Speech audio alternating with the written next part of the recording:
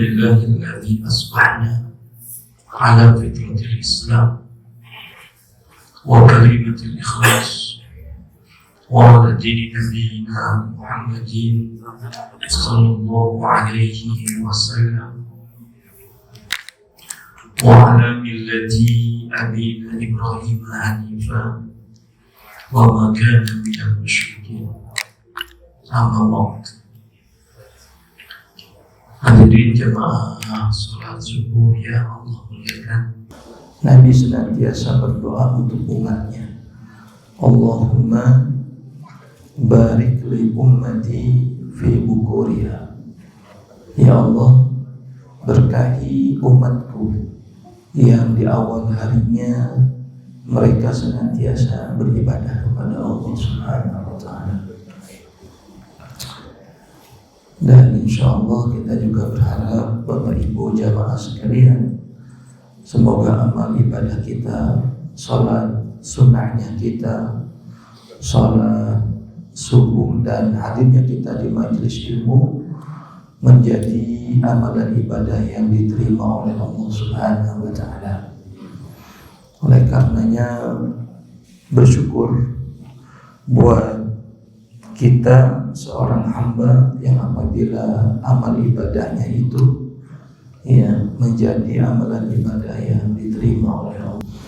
Sesungguhnya ketika amal-amal ibadah kita yang kita lakukan, walaupun ibadahnya itu kecil, sedikit, tetapi ibadah yang sedikit itu diterima oleh Allah Subhanahu wa ta'ala, maka ketahuilah sesungguhnya itu jauh lebih baik ketimbang dunia dan segala isinya.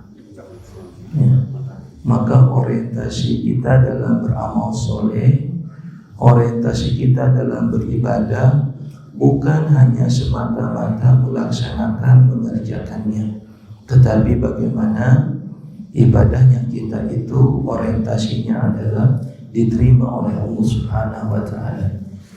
Kunu liqabulil amal asyaddu minkum ihtimam minal amal. Sesungguhnya diterimanya amal itu harus menjadi fokus perhatian kita yang jauh lebih besar ketimbang beramalnya sendiri. Karena ada orang yang beramal, ada orang yang banyak beribadah, tetapi belum tentu amal ibadahnya mendatangkan ridha dari Allah Subhanahu wa ta'ala. Dan ini Allah sebutkan di dalam Al-Quran. Orang-orang yang nanti datang di hari akhirat membawa banyak amalan ibadah, amal soleh, haba'an mansura, tapi sayang ibadahnya itu seperti hanya debu-debu yang berterbangan. Insya Allah kita berharap setiap amal kebaikan yang kita lakukan diterima oleh Allah Subhanahu wa ta'ala. Ikhwatul iman rahimakumullah, pada kesempatan ini kita akan membahas tema bahagia dengan memuji Allah Subhanahu wa ta'ala. Karena yang namanya as-sa'adah, kebahagiaan ini adalah at-tumuhal insan, bahwa yang namanya as-sa'adah, kebahagiaan itu adalah obsesi setiap manusia. Tetapi perlu diingat, kadang manusia mengukur kebahagiaan itu berdasarkan hawa nafsu saja. Jadi banyak orang yang melihat kebahagiaan itu parameternya adalah hawa nafsu. Maka kalau kita berdoa kepada Allah Subhanahu wa ta'ala, dan doa ini sering kita ulang-ulangi setiap harinya, boleh jadi kita tidak pernah meninggalkan doa ini. Rabbana atina fid dunya hasanah wa fil akhirati hasanah wa qina adzabannar. Kata para ulama, kalau kita perhatikan redaksi doa yang senantiasa kita panjatkan, maka di sana ya harapan permintaan kita ya kebahagiaan yang sifatnya dunia ya itu diminta satu, tapi kebahagiaan akhirat dua, satu berbanding dua. Apa kebaikan dunia? Rabbana atina fid dunya hasanah. Ya Allah, berikan kepadaku kebaikan dunia. Ya. Lalu kemudian kita minta wal akhirati hasanah. Kebaikan akhirat ya satu. Jadi satu-satu. Tetapi ada kalimat selanjutnya waqina ada benar, dan jauhkan kami dari neraka. Dijauhkannya kita dari siksa neraka itu termasuk bagian daripada kebaikan akhirat, betul kan? Misal Allah Subhanahu wa taala sebutkan dalam Al-Qur'an surah Al-Imran ayat 185. Kata Allah, "Faman zuhziha 'anil nar wa udkhilal jannah faqad faz. Wa man hayatad dunya illa mata'ul ghurur." Allah Subhanahu wa taala berfirman di dalam ayat ini, siapa mereka yang dijauhkan dari neraka ya, aninnar wa udkhilal jannah, lalu kemudian dimasukkan ke dalam surga, faqad faz, itulah kebahagiaan. Tetapi kata Allah diingatkan di penghujung ayat, wa mal hayatad dunya illa mata'ul ghurur. Hati-hati dengan kehidupan dunia yang seringkali mempermainkan kalian, yang seringkali menipu kita. Maka ikhwatul iman rahimakumullah, kebaikan di dunia harus kita harapkan. Kita minta kepada Allah, Rabbana atina fid dunya hasanah. Ya Allah, berikan kepadaku kebaikan dunia. Tetapi kebaikan akhirat dimintanya dua. Diminta dua. Wal akhirati hasanah wa qina adzabannar. Ya. Maka kata para ulama, sejatinya bagi orang-orang yang beriman, ya, yang kita raih kebahagiaan bukan hanya di dunia, ya, tetapi kita juga masih bahagia di akhirat. Ya'lamuna dhahiran minal hayati dunya wa hum 'anil akhirati humul ghafilun. Ya. Jadi kadang manusia itu mengukur sesuatu itu dunia yang zahir, yang nampak. Wahum anil akhirati humul ghafilun. Sementara bagaimana dia hidup di akhirat, bagaimana mendapatkan nikmat di akhirat, ghafilun. Mereka melalaikannya. Ya. Mudah-mudahan ikhwatul iman rahimakumullah, ya. Kalau kita mengukur bahagianya di dunia, maka insya Allah orang beriman mengukurnya tidak dengan materi, mengukurnya tidak semata-mata dengan hawa nafsu. Fitrah manusia, kalau seorang bahagia didorong karena materi, dicukupkannya kebutuhan di dunia, dilebihkan hartanya, itu manusia, itu fitrah manusia. Ya. Siapapun itu kan. Kita juga merasa bahagia, senang, ya, ketika mendapatkan itu semua. Tetapi bagi orang-orang yang beriman kadang masih waspada dengan kebahagiaan yang seperti itu. Umar bin Khattab radhiyallahu anhu, ya, kita ketahui, ya, Umar bin Khattab radhiyallahu anhu itu jadi khalifah setelah wafatnya Nabi sallallahu alaihi wasallam cukup lama. Ya, Abu Bakar Siddiq 2 tahunan, Umar bin Khattab ya lebih daripada 8 tahun menjadi khalifah, gitu. Ya, dan pada masa khalifah Umar bin Khattab itu, ya, kalau bisa dikatakan sejahtera lah begitu. Ya, Baitul Mal, numpuk ini harta di Baitul Mal, ya, sulit untuk mencari mustahik, ya, gitu. Ya, ini kesejahteraan dirasakan pada masa Khalifah Umar bin Khattab. Kenapa? Karena saat itu umat Islam mampu berekspansi, Pak, ya, ke Persia itu pada masa Khalifah Umar bin Khattab, sebagiannya Romawi, sehingga ghanimah yang didapati oleh kaum muslimin sangat banyak. Dan umumnya Umar bin Khattab itu kalau membagikan ghanimah ketika pada sholat subuh. Ya. Kenapa sholat subuh? Ya, karena Umar bin Khattab ya akan melihat kalau di sholat subuh kondisi dulu tuh umat Islam ketika dibagikan ghanimah di waktu subuh, karena di waktu itu umat Islam sholat berjamaahnya sangat banyak gitu, dibanding waktu-waktu yang lainnya. Kalau kita bagi ghanimah di waktu subuh banyak, di kita bapak ibu kebagiannya porsinya gede-gede itu banyak. Ya. Kita sholat berjamaah agak padat itu kalau sholat Jumat, gitu. Ketika disebutkan dalam salah satu riwayat Umar bin Khattab saat itu ya, mendapatkan ghanimah dari orang-orang Persia, ya. Masya Allah. Betapa banyak ghanimah itu. Ya. Tapi Umar bin Khattab hanya menyimpannya di luar masjid, enggak disimpan di Baitul Mal. Kebayang? Padahal saat itu emas Persia itu emas yang terbaik. Umar bin Khattab bagaimana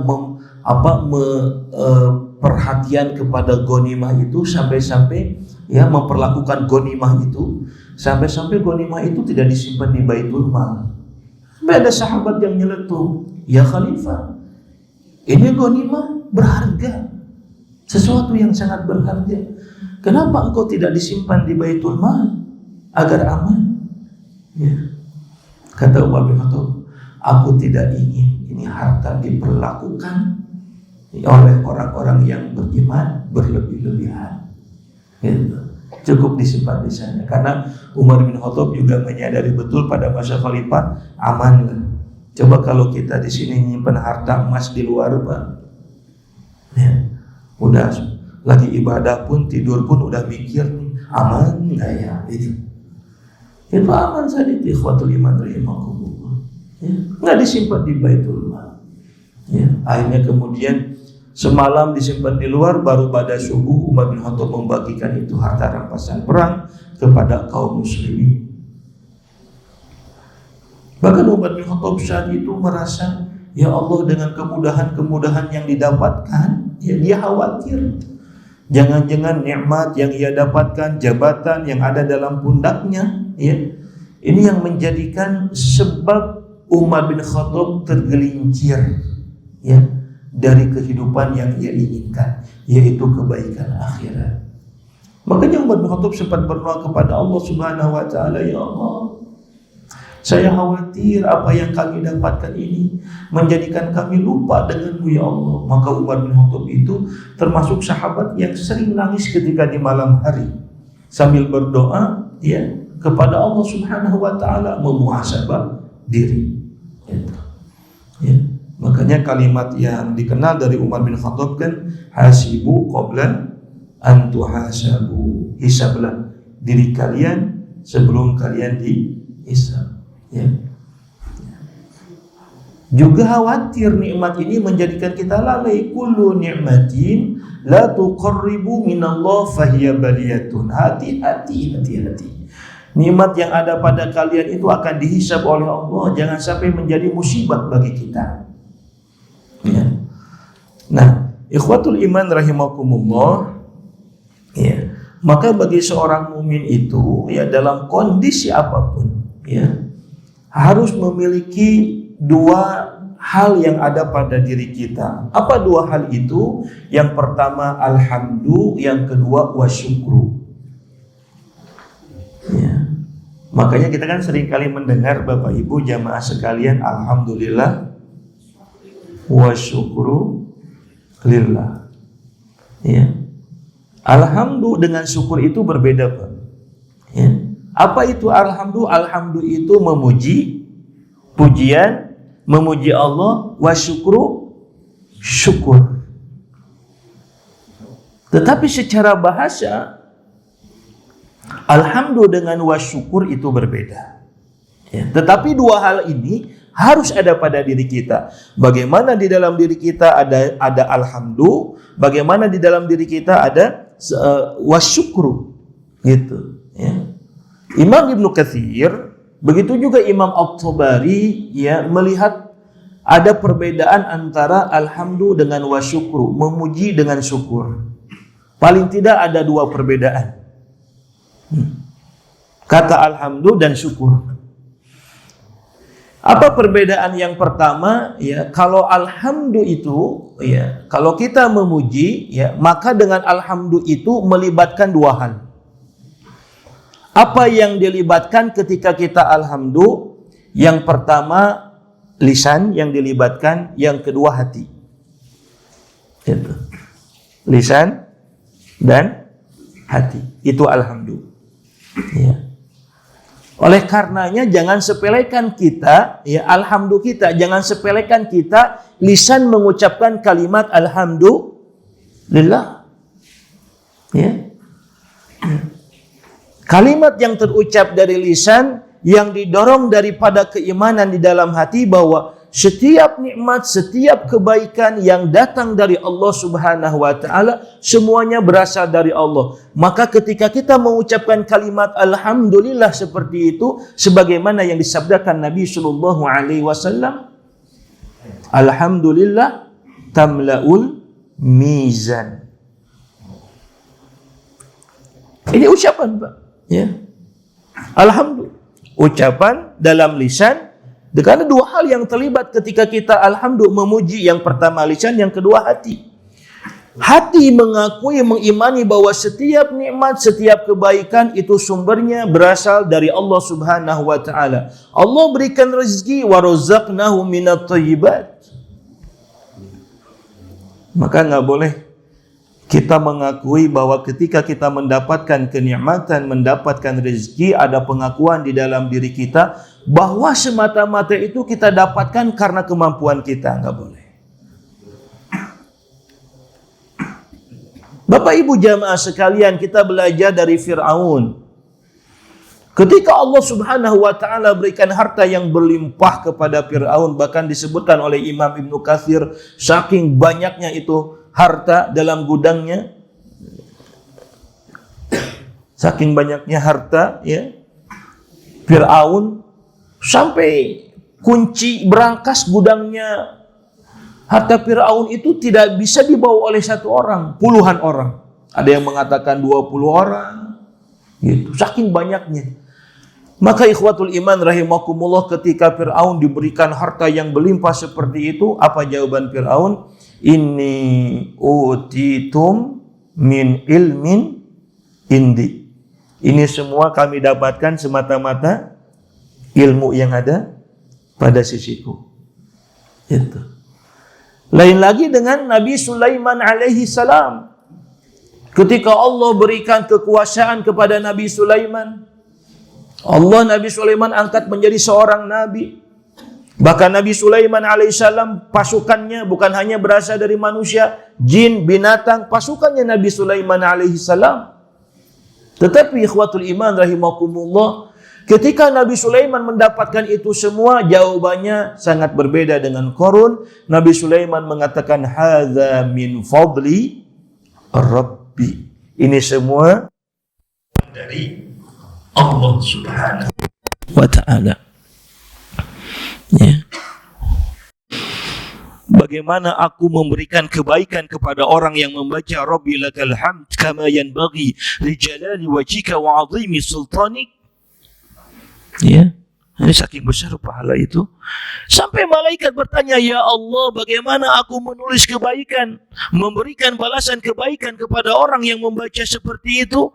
Maka kata Allah Subhanahu wa ta'ala, udah, tulislah bacaan yang dibaca oleh hambaku. Ya. Biarlah aku yang membalas kebaikan itu.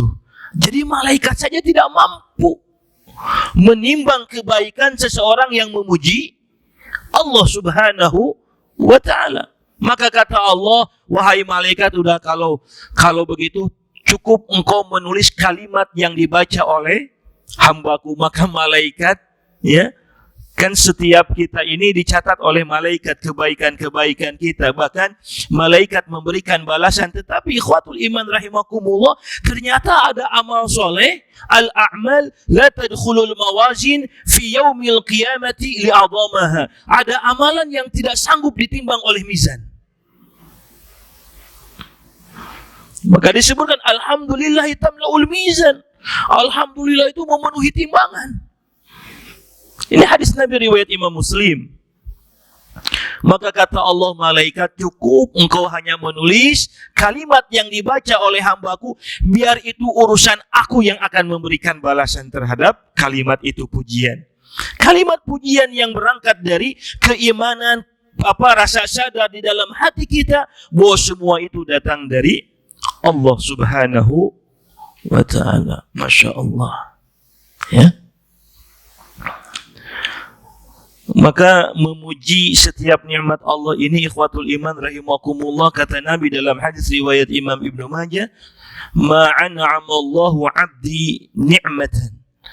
Ya, tidakkah Allah Subhanahu wa ta'ala memberikan setiap nikmat kepada seorang hamba, faqul alhamdulillah, lalu kemudian si hamba itu mengatakan alhamdulillah, maka kalimat alhamdulillah itu, ya, kata Nabi SAW, afdal mimma akhadh. Itu kalimat alhamdulillah itu lebih utama ketimbang nikmat yang kita rasakan. Jadi kalau kita diberikan nikmat apapun, kebaikan nikmat itu, kita mengucapkan alhamdulillah, maka kalimat alhamdulillah idza kana alladhi fadalun, ya, kata Nabi, sesungguhnya kalimat alhamdulillah itu lebih utama mimma akhadha, a'tahu, ya, yang Allah berikan lebih utama ketimbang nikmat yang kita dapatkan itu. Ya, padahal seperti itu kalimat alhamdulillah. Makanya di dalam hadis lain Nabi mengatakan, alhamdulillahi tamlani au tamla'u ma bainas samai wal ardi. Siapa orang yang mengucapkan kalimat alhamdulillah, memuji Allah Subhanahu wa ta'ala, maka pahalanya itu akan mengisi isi ruangan langit dan bumi. Sahabat sampai kaget, bertanya kepada Rasulullah sallallahu alaihi wasallam, ya Rasulullah, ya, apakah kalimat alhamdulillah itu lebih baik daripada bumi dan segala isinya? Dan Nabi membenarkan, na'am. Maka ikhwatul iman rahimakumullah, mudah-mudahan, ya, yang pertama, alhamdulillah, memuji Allah itu senantiasa ada pada diri kita. Imam Ibnu Katsir tadi mengatakan, apa perbedaan alhamdulillah dengan wa syukru, ya, bahwa alhamdulillah itu kita disebut alhamdulillah sudah memuji Allah kalau kita melibatkan lisan kita dengan ucapan. Yang kedua, hati, mengakui, meyakini bahwa setiap nikmat pemberian datang dari Allah, alhamdulillah. Sementara wasyukru, ikhwatul iman rahimakumullah, yang dilibatkan ketika kita syukur, maka yang dilibatkan tiga. Yang pertama lisan, ini kata Imam Ibnu Katsir, ya.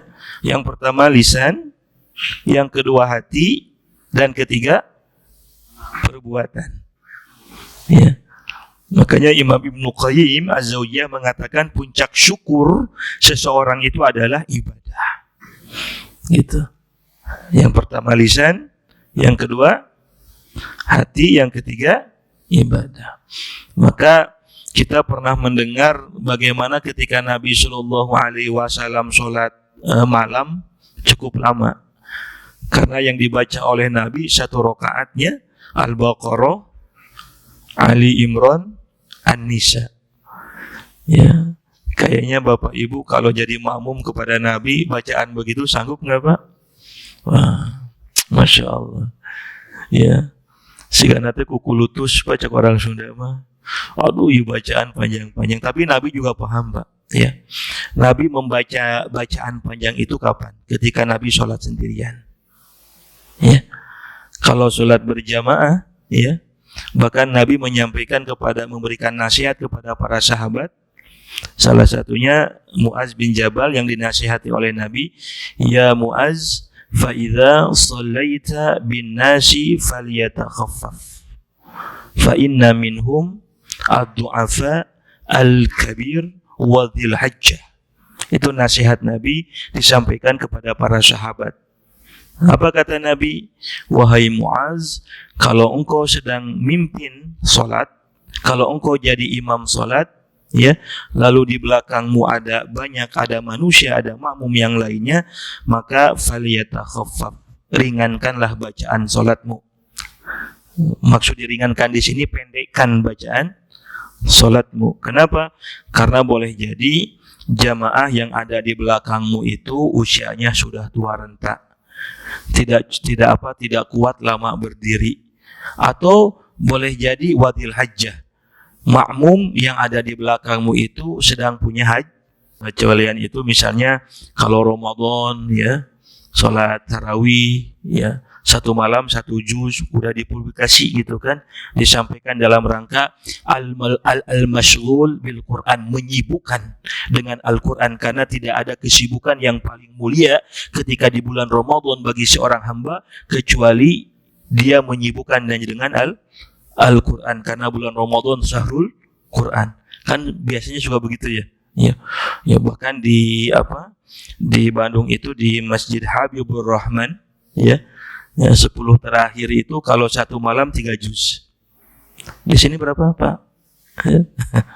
ya, jadi kalau bagi yang tidak mampu, nggak usah maksain gitu kan.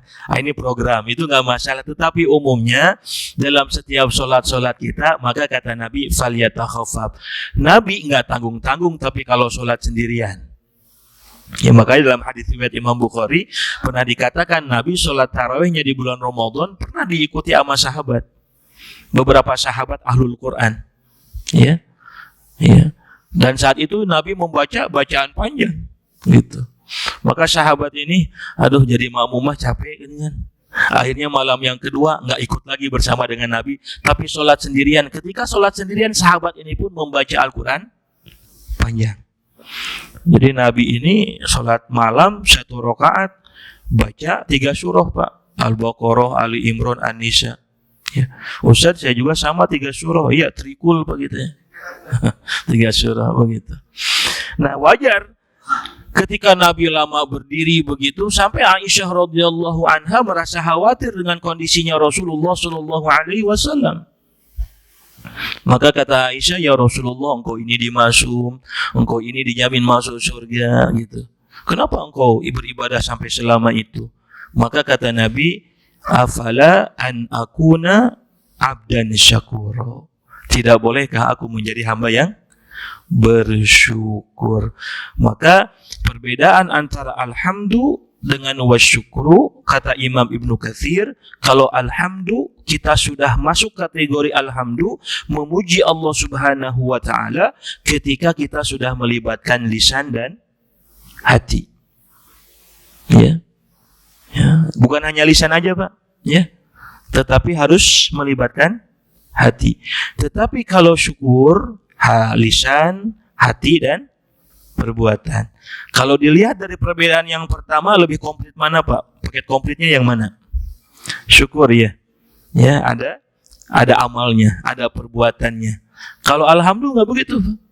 Memuji Allah, ya, mengatakan alhamdulillah, mengimani di dalam hati, itu sudah menjadi amal soleh yang luar biasa. Makanya dalam hadis riwayat Imam Bukhari Muslim muttafaqun alaih, orang memuji Allah habis makan pun, subhanallah. Innallaha la yardu 'abdin, sesungguhnya Allah akan mendatangkan ridhonya kepada seorang hamba. Siapa hamba yang mendapatkan ridho dari Allah? An yakulal akalata fayahmaduhu 'alaihi aw yashraba syurbata fayahmaduhu 'alaihi. Kata Rasulullah, mereka yang akan mendapatkan ridhonya dari Allah Subhanahu wa taala, yang mendapatkan ridhonya dari Allah, mereka yang habis makan, minum, memuji Allah. Ya. Habis makan, Pak, bukan ibadah.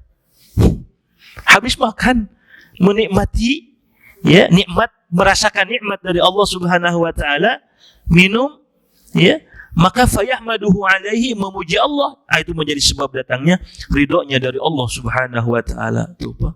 Enggak jauh-jauh tuh. Ya, kadang begitu. Ya. Tidak hanya dengan ibadah yang besar, dengan amalan yang begitu, menikmati, mensyukuri, lalu kemudian kita memuji apa nikmat yang Allah berikan kepada kita, itu sudah menjadikan sebab Allah ridho gitu. Nah, yang kedua, apa yang membedakan alhamdu dengan asyukru, ya? Nah, ini penting bagi kita. Kalau alhamdu itu, ya, yang alhamdu itu yang pertama lazimah, yang kedua al-muta'addiyah. Sementara syukur itu al-muta'addiyah saja, Pak. Jadi kalau yang pertama yang komplitnya itu asyukru, tapi yang kedua yang lebih komplit adalah alhamdu. Kenapa?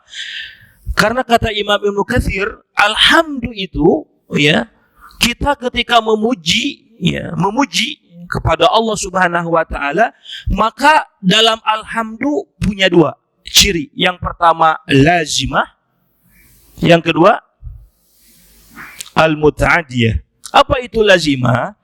Lazimah itu sifat yang memang sudah melekat dengan zatnya. Ya, ulangi Pak ya. Jadi lazimah itu sifat yang memang sudah melekat dengan zatnya. Contoh misalnya begini. Kenapa kita memuji Allah? Karena Allah itu lazimah. Sifatnya memang sudah melekat dengan zat Allah. Misal dikatakan innallaha laghaniyyun hamid. Sesungguhnya Allah itu maha kaya, Allah maha terpuji. Maka sifat kayanya Allah itu sudah melekat dengan zat Allah. Ya. Beda dengan manusia. Manusia enggak lazimah kekayaannya. Manusia kaya, oke. Tetapi tidak lazimah, tidak melekat dengan zatnya manusia. Kenapa? Karena boleh jadi akan ada satu waktu kekayaannya itu akan ditinggalkan. Manusia mati, maka seluruh kekayaannya akan ditinggalkan. Enggak melekat dengan zatnya. Paham maksudnya, Pak? Atau yang kedua, manusia belum mati, tetapi kekayaannya sudah bisa habis. Sekarang kaya, besok lusa, kan banyak begitu Pak kasus. Sekarang kaya, besok lusa kekayaannya udah hilang, gitu, ya. Maka syukur itu nggak lazimah. Tapi kalau alhamdu lazimah. Kenapa? Karena memang alhamdu itu kepunyaan Allah. Kalau syukur bukan hanya untuk Allah, syukur itu juga buat manusia, gitu, ya. Makanya Bapak Ibu jamaah sekalian, di dalam hadis misalnya dikatakan, hadis Nabi SAW, man lam yashkurin nasi lam yashkurillah. Siapa yang tidak bersyukur kepada manusia, maka dia tidak bersyukur kepada Allah, gitu. Maka syukur itu bukan hanya ditujukan kepada manusia, kepada Allah. Bahkan syukur juga bisa kepada manusia. Kenapa syukur? Karena memang manusia itu tidak lazimah. Allah misalnya punya sifat Ar-Rahman Ar-Rahim. Jadi Allah ini Maha Rahman, Maha Rahim. Kebaikan Rahman itu kalau kita lihat tafsir, sifat baiknya Allah diberikan kepada semua makhluknya. Enggak dibeda-bedakan. Walaqad karramna bani Adam wa hamalnahu fil barri wal bahr wa razaqnahum minat thayyibat. Allah telah memuliakan semua anak Adam, bukan orang yang beriman. Wa razaqnahum minat thayyibat. Bahkan kata Allah, Allah berikan rezeki kepada anak-anak Adam. Jadi yang diberikan rezeki oleh Allah siapa? Semua manusia. Mau mereka yang mendustakan Allah, mau mereka yang bermaksiat kepada Allah, tapi Allah Maha Rahman. Gitu kan? Kalau Ar-Rahim, kebaikan yang Allah berikan kepada orang-orang yang beriman. Kenapa Allah Maha Baik? Karena kebaikannya Allah itu melekat dengan zatnya. Lain lagi dengan manusia. Jadi manusia itu kalau kata orang Sunda kadang baiknya sakapeng. Apa sakapeng, Pak? Angin-anginan. Sekarang baik, besok lusa belum tentu kebaikan itu datang lagi dirasakan oleh kita. Karena sebab keterbatasan. Apalagi berbuat baik kepada orang yang nyebelin kita. Berat kan enggak, Pak? Allah masih memberikan rezeki kepada orang yang bermaksiat. Ya. Makanya di dalam Al-Quran disebutkan falamma nasu ma dzukiru bihi fatahna alaihim abwaaba kulli syai'in. Orang yang bermaksiat kepada Allah dibukakan pintu-pintu kebaikan sama Allah.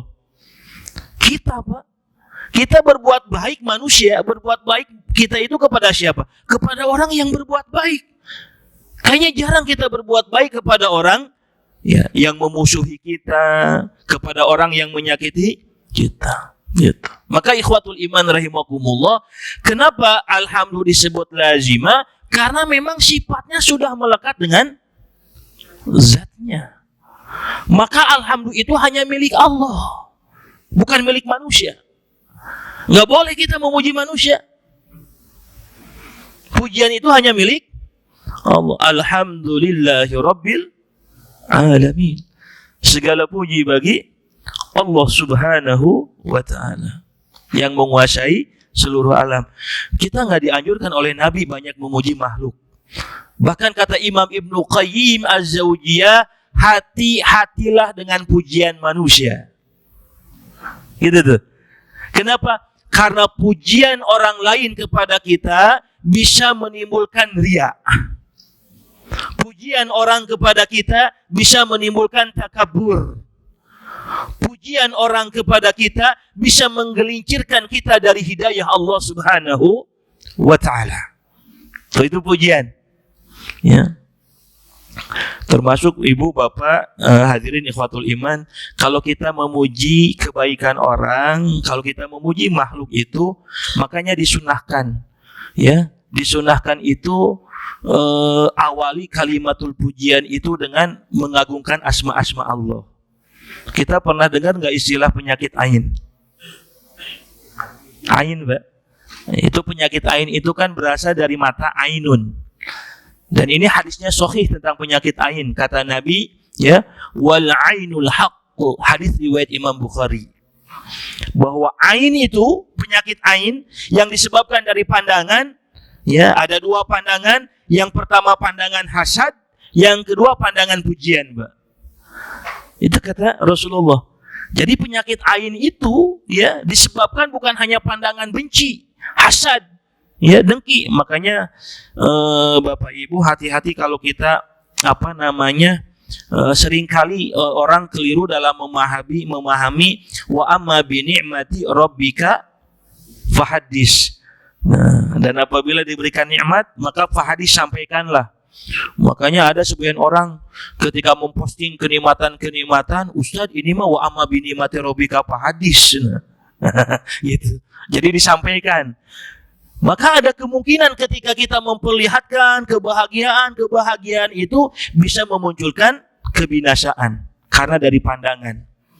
Saya teringat tuh peristiwa Nepal kemarin kan, salah satunya kalau saya baca berita, ya, salah satu yang melatar belakangi, ya, Nepal, ya, mungkin salah satunya inspirasinya dari Indonesia juga, gitu. Tetapi karena gitu, ya, kalau bahasa kita mah flexing. Pejabat-pejabatnya flexing, keluarga pejabatnya flexing, liburan di luar negeri, macam-macam begitu. Kondisi rakyatnya sementara sengsara, sampai istrinya Perdana Menteri dibakar, kan begitu ya di berita, ya, sampai ditelanjangin Perdana Menterinya, diudah gitu kan, ya.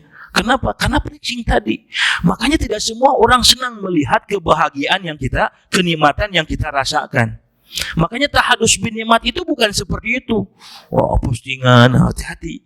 Atau yang kedua, ikhwatul iman rahimakumullah, orang bisa jadi melihat kenikmatan itu dengan kacamata hasad, dengan pandangan hasad. Atau yang kedua, orang melihat nikmat yang kita dapati, ya, melihatnya dengan pandangan pujian. Itu juga nggak boleh. Makanya kalau kita itu ada adabnya, kata Nabi, kalau kita memuji orang, ya, jangan berlebihan. Kedua, ketika kita memuji orang, maka awali dengan, ya, asma Allah subhanahu wa ta'ala. Dan ini pernah terjadi pada Nabi, pada masa Nabi SAW. Ada sahabat Nabi namanya Suhail, ya. Ini Suhail ini, Bapak Ibu jamaah sekalian, ya, kebayang ya dulu, zaman dulu ketika dia mau mandi, jangankan zaman dulu, orang tua kakek-kakek kita ini kalau di kampung kan mandi itu masih di tempat terbuka, paling dipasang apa begitu, ya, pagar begitu. Apalagi zaman Rasulullah. Kalau sekarang udah include di dalam rumah, pasti ada kamar mandinya. Ini Suhail sahabat Nabi Shallallahu Alaihi Wasallam ketika mau mandi, ya, nah, dia kemudian membuka pakaiannya, ya, membuka pakaiannya dan kulitnya putih, ya, kulitnya putih. Maka ada salah seorang sahabat Nabi namanya Amir bin Rabi'ah memandang kulitnya Suhel, apa kalimat yang keluar dari lisannya? Pujian. Ya, wih, eta kulit bodas gitu, mulus begitu. Ya, walaupun atasannya aja yang kelihatan begitu, tetapi pujian itu menyebabkan Suhel setelah mandi sakit. Dan ini kemudian terdengar kabar ini oleh Rasulullah SAW. Bahkan Rasulullah memarahi Amr bin Rabi'ah. Kata Rasulullah, ya Amr, kenapa engkau membinasakan saudaramu sendiri dengan pujianmu? Coba ingat, itu hadis bisa menyebabkan penyakit ain. Ya. Ada lagi, ini bukan hanya terjadi kepada manusia, terjadi kepada unta. Jadi ada unta sahabat ini, untanya gede, gemuk gitu kan. Ya. Ketika ada sahabat lain melihat untanya sahabat ini, lalu takjub, memuji gitu kan. Wih, eta unta alus pisan. Gitu bahasa kita, ya. Udah mau gede gitu kan. Wah, cakep nih unta. Ikhwatul iman rahimakumullah, ketika sahabat ini memuji unta, bukan manusia, unta, maka untanya seketika sakit. Lalu apa kata Nabi? Nabi SAW memerintahkan sahabat yang memuji unta ini untuk berwudu, dan air wudunya, ya, maka ini salah satu cara menterapi orang yang punya penyakit ain, gitu. Ya, di samping diruqyah, ini karena hadis Rasulullah SAW, orang yang memuji ini oleh Nabi SAW disuruh untuk berwudu, dan air wudunya digunakan untuk memandikan unta yang terkena itu. Ini hadis Rasulullah SAW. Gitu. Tapi kan kita susah apa ya? Sahanu muji orang gitu kan. Ya, disuruh mandi, maka mandi wudunya, air bekas mandi, air wudunya dipakai untuk memandikan ya kita gitu. Nah, itu aja. Maka ikhwatul iman rahimakumullah, ketika air wudu, bekas air wudunya dimandikan kepada unta itu, unta jadi sembuh. Mungkin sekilas kayak irasional begitu. Tetapi sesungguhnya ini berbicara tentang alhamdulillah. Sesungguhnya yang berhak dipuji itu bukan makhluk.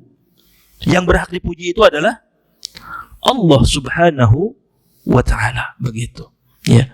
Maka kalau alhamdulillah itu tadi, ya, yang pertama lazimah, sifatnya melekat dengan zatnya, dan itu hanya milik Allah. Ya, Bapak ganteng tuh nggak melekat loh, Pak. Ibu cantik, maka kegantengan, kecantikan kita nggak melekat dengan zatnya. Kenapa? Karena akan ada satu waktu kegantengannya itu hilang. Akan ada satu waktu kecantikannya juga itu hilang. Maka manusia enggak lazimah. Syukur itu enggak lazimah. Ya. Alhamdulillah al-muta'adiyah. Al-muta'adiyah itu apa, Pak? Kebaikan yang sudah kita dapatkan. Ya, yang sudah kita peroleh. Allah Subhanahu wa Ta'ala sudah banyak memberikan kebaikan, dan yang memberikan kebaikan itu bukan hanya Allah, manusia pun bisa memberikan kebaikan kepada kita. Maka dalam syukur ada al-muta'adiyah, dalam alhamdulillah pun ada al-muta'adiyah, kenikmatan yang sudah Allah berikan kepada kita. Ya. Tetapi ingat Bapak Ibu jamaah sekalian, bahwa pujian itu milik Allah Subhanahu wa Ta'ala. Ya. Nah, maka dua sifat ini memang harus ada pada diri kita. Bagaimana kita senantiasa memuji Allah Subhanahu wa Ta'ala, yang kedua pun kita harus senantiasa bersyukur. Maka kalimat alhamdulillah wa syukur itu senantiasa dibedakan. Alhamdulillah wa syukru lillah. Itu. Segala puji bagi Allah dan syukur kepada Allah. Kenapa?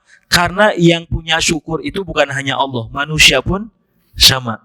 Makanya tadi dikatakan man lam yashkurin nasi lam yashkurillah. Tidaklah mereka bersyukur kepada manusia, ya. Siapa yang tidak bersyukur kepada manusia, maka hakikatnya dia tidak bersyukur kepada Allah Subhanahu wa Ta'ala.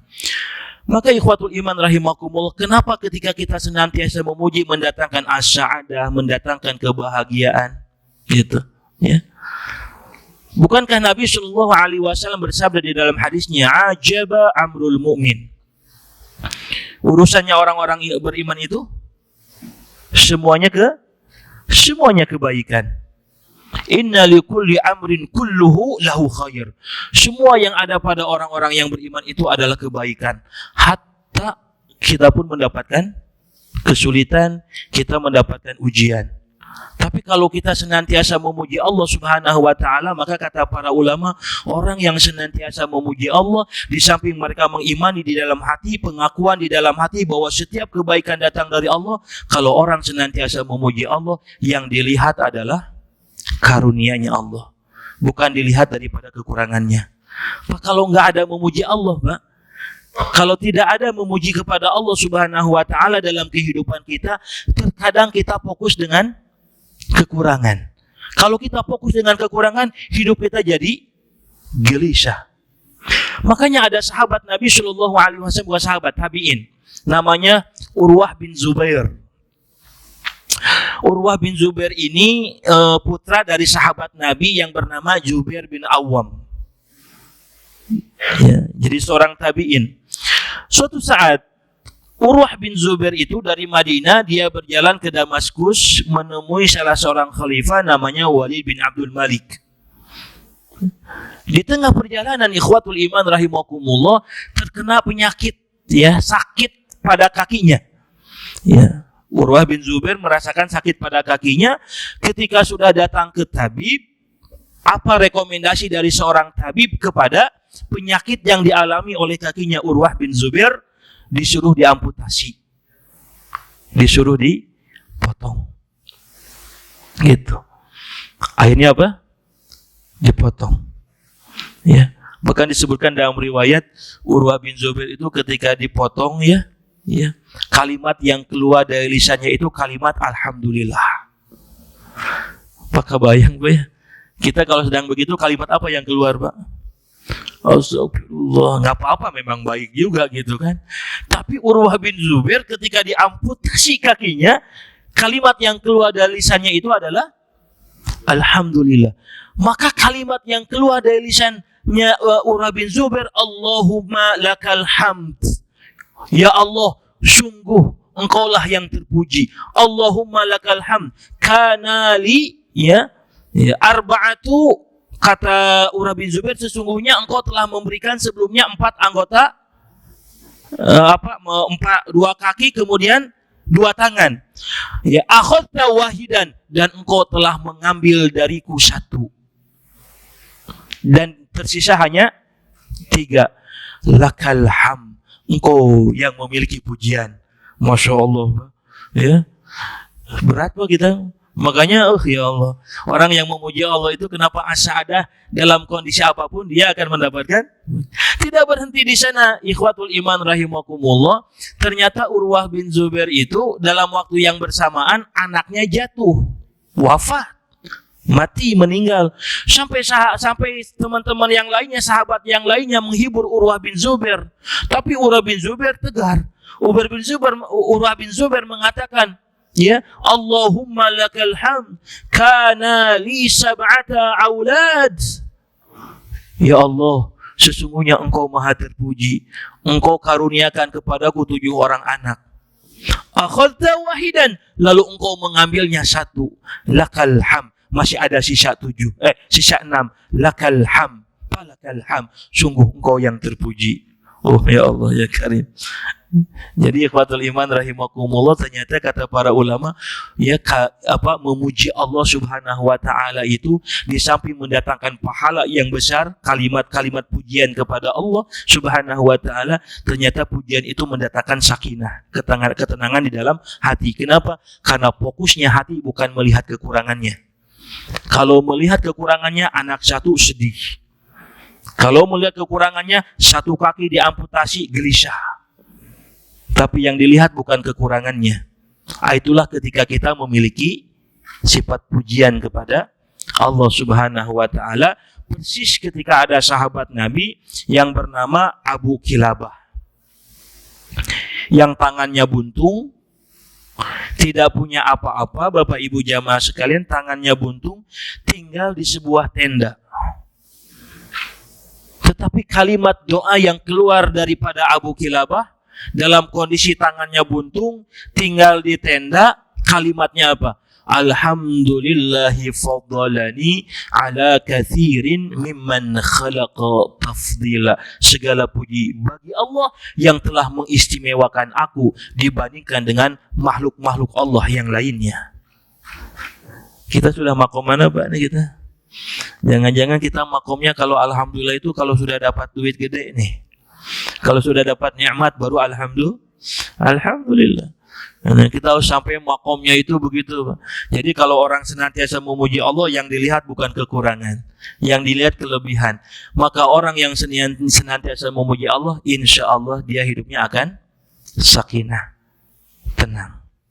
Ya, walaupun terdapat guncangan, nggak masalah. Sebanyak apapun guncangan, sebanyak apapun ujian musibah, insya Allah dia bisa mendapatkan sakinah ya dengan memuji Allah Subhanahu wa taala. Makanya Bapak Ibu jamaah sekalian, kan pisau dalam bahasa Arab disebutnya apa? Ada yang tahu bahasa Arab pisau apa? Bahasa Arab pisau, bahasa Arabnya pisau itu sikin. Apa Pak? Sikin. Itu dari kata sakinah tuh. Ya. Tapi kalau Bapak, kan dalam bahasa Arab itu Bapak Ibu kalau ada kalimat dalam bahasa Arab itu berasal dari kata yang sama, itu umumnya punya kemiripan makna. Tapi kalau Bapak Ibu tidak memahami, disambung-sambungkan sakinah jeung sikin moal nyambung. Bagaimana kita bisa sakinah, Pak? Ibu, di hadapan Ibu ada orang yang bawa pisau. Gak akan sakinah, Pak ya? Bapak melihat anak, cucu main pisau, sakinah enggak Pak? Enggak sakinah, khawatir. Tetapi kenapa pisau disebut dengan sikin? Bapak Ibu jamaah sekalian, ini kata para ulama, kenapa disebut dengan sikin pisau itu? Penyambung sakinah sesungguhnya. Oh ternyata Bapak Ibu jamaah sekalian, kenapa pisau itu disebut dengan sikin? Orang-orang Arab itu dulu kalau dia mau menyembelih binatang ternak, kambing, unta, maka sebelum disembelih itu umumnya kambing, unta itu dalam keadaan meronta-ronta. Cek orang Sunda mah oseh-osehan, Pak. Nggak mau diem. Nah, ketika pisau sudah didekatkan, kemudian lehernya disembelih, kambing atau unta, maka si unta kambing itu tidak lagi oseh-osehan, sakinah, diam. Ya, jadi itu salah satunya, ya disebut dengan sikin, gitu. Nah, begitu juga kita Pak mendapatkan sakinah itu nggak ujuk-ujuk. Boleh jadi ada gejolak dalam kehidupan kita. Mungkin tadi sebagaimana Urwah bin Zaid mendapatkan beragam ujian, beragam musibah, tapi masih kalem, sakinah. Kenapa orang bisa mendapatkan sakinah? Karena ada ta'liful qalb, ada ikatan hati dengan Allah Subhanahu wa taala. Dan ikatan hatinya dia dengan Allah Subhanahu wa taala salah satunya dengan alhamdulillah, memuji Allah Subhanahu wa taala. Alhamdulillahi ala kulli hal, memuji Allah dalam setiap keadaan. Ya, dalam salah satu riwayat, salah satu yang dibaca oleh Nabi Ayub ketika mendapatkan ujian yang beragam-ragam ujian, kalimat yang dibaca oleh Nabi Ayub, alhamdulillah ala kulli hal, segala puji bagi Allah dalam setiap keadaan dan kondisi. Itulah hakikat kita memuji Allah. Yang pertama, kenapa? Karena kebahagiaan itu sumbernya dari hati, hakikatnya. Ya. Ya, kebahagiaan sejati itu sumbernya dari hati. Hati tidak akan ada pengakuan memuji, mengagungkan Allah Subhanahu wa taala, ya, kalau dia tidak nyambung hatinya dengan Allah Subhanahu wa taala. Maka alhamdulillah itu berangkatnya tadi lisan dan hati. Syukur lisan, hati, perbuatan. Kalau alhamdulillah lazimah, muta'adiyah. Kebaikannya sudah kita rasakan, muta'adiyah, nikmat Allah begitu banyak. Wa in ta'udu ni'matallahi la tahsuha, jika kalian menghitungnya tidak akan mampu menghitung nikmat Allah. Tetapi kalau syukur, muta'adiyah, laisa lazimah. Syukur tidak lazimah, hanya muta'adiyah. Kadang kita merasakan kebaikan dari orang lain, kadang kita merasakan kebaikan dari manusia, tapi ingat, jangan berlebihan dalam memuji makhluk. Tetapi kalau memuji Allah harus berlebihan. Maka lisan kita harus senantiasa mengucapkan kalimat Alhamdulillah. Baik Bapak Ibu jamaah sekalian, barangkali ini yang bisa disampaikan udah hampir 1 jam. Mudah-mudahan ada manfaatnya. Walafu minkum. Assalamualaikum warahmatullahi wabarakatuh. Kembalikan ke MC. Alhamdulillahirrabbilalamin. Syukran jazakallah khairan kasiran Ustaz. Tersisa 5 menit. Apabila ada pertanyaan dari jamaah, kami persilahkan. Boleh, Ibu silahkan.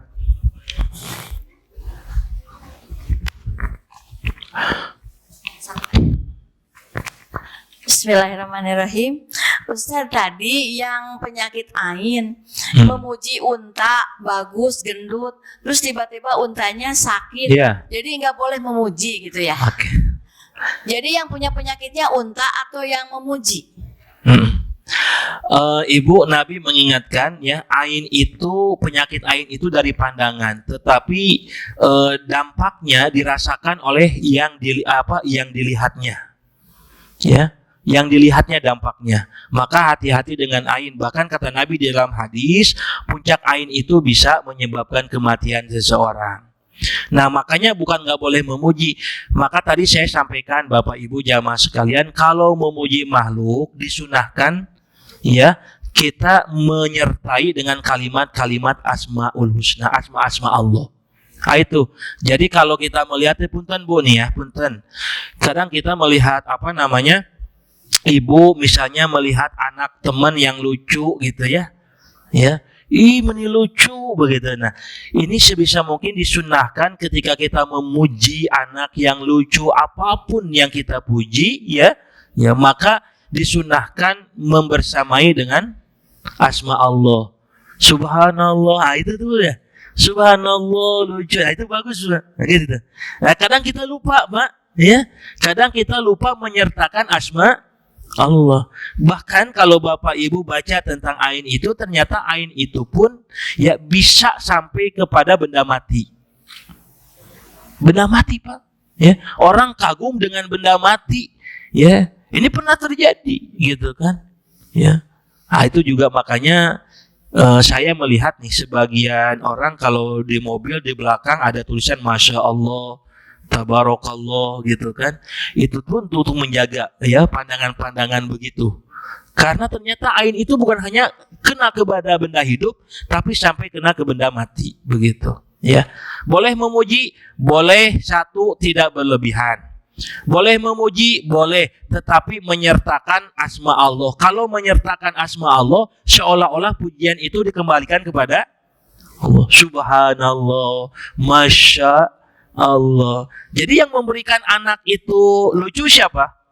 Allah begitu. Nah, ini sepele, Pak. Ya, sepele gitu kan. Ya, tetapi memang hadisnya ada. Gitu. Oleh karenanya, kenapa Nabi melarang banyak pujian kepada manusia?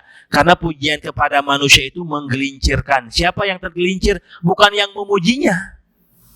Gitu. Kadang yang dipujinya, menggelincirkan orang yang dipujinya, bisa ria, bisa takabur, bisa a'jabal mar'i binafsihi, jadi bangga dengan dirinya karena banyak yang memuji begitu. Makanya kata Nabi SAW dikatakan salasatun muhlikatun, ada 3 yang menjadikan manusia binasa. Satunya apa? Al-ijabil mar'i binafsihi, ketika orang sudah membanggakan dirinya. Orang nggak akan mungkin membanggakan dirinya kalau tidak ada pujian. Pasti ketika banyak orang memuji, bangga dengan dirinya. Ustadz, ulama juga hati-hati. Ya.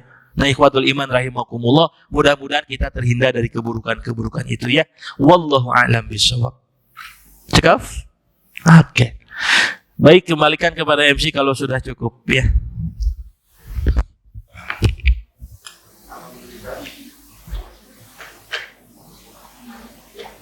Alhamdulillahirrabbilalamin. Syukron jazakumullah khairan katsira kepada Ustadz yang telah menyampaikan materi pada pagi hari ini dan seluruh jamaah yang telah hadir mengikuti kajian. Semoga Allah catat sebagai ilmu yang bermanfaat. Allah catat ganti dengan pahala terbaik untuk